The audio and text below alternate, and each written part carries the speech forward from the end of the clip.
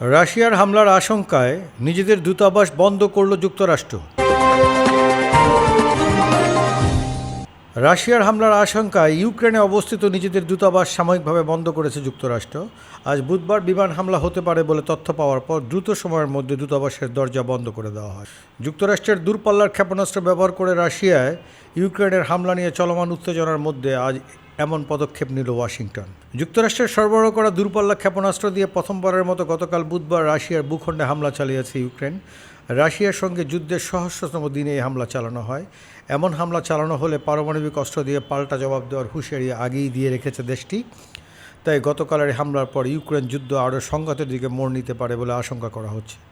ইউক্রেনের রাজধানী কিয়েভে অবস্থিত মার্কিন দূতাবাস কর্তৃপক্ষ বলেছে, আজ বুধবার বিমান হামলা হতে পারে বলে সুনির্দিষ্ট করে তথ্য পেয়েছে তারা। এজন্য দ্রুত দূতাবাসের দরজা বন্ধ করে দেওয়া হয়েছে। কর্তৃপক্ষ আরও বলেছে, সতর্কতা হিসাবে দূতাবাস সাময়িক বন্ধ থাকবে। দূতাবাসের কর্মীদের নিরাপদ আশ্রয়ে থাকতে বলা হয়েছে। বিমান হামলাজনিত সতর্ক সংকেত ঘোষণা করা মাত্রই নিরাপদ আশ্রয়ে সরে যাওয়ার প্রস্তুতি নিতে মার্কিন নাগরিকদের পরামর্শ দিয়েছে দূতাবাস। মার্কিন যুক্তরাষ্ট্রের পর ইউক্রেনের রাজধানী কিয়েভে ইতালিও নিজেদের দূতাবাস সাময়িকভাবে বন্ধ রেখেছে। সেখানে রাশিয়ার সম্ভাব্য হামলার আশঙ্কা থেকে এমন সিদ্ধান্ত নেওয়া হয়েছে বলে জানিয়েছে ইতালি। কাতার ভিত্তিক সংবাদ মাধ্যম আল জাজিরা এই খবর জানিয়েছে।